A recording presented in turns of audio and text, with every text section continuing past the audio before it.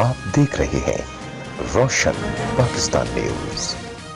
قدیمی گوٹ امین بلوچ گوٹ مہران کلمتی بلوچ گوٹ بنیادی سہولیات سے محروم ہیں۔ اس جدید و ترقی دور میں بجلی پانی اور گیس ناپید ہو چکا۔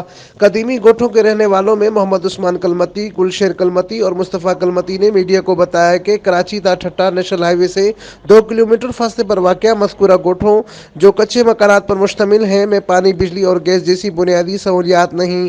متعلقہ انتظامیہ سمیت منتخب نمائندوں کو بارہا کہنے کے باوجود بھی سنوائی نہیں ہو رہی، جبکہ دوسری طرف منظور شدہ اسکول 5 سالوں سے بند ہے، جس کی وجہ سے بچے تعلیم سے محروم ہو رہے ہیں۔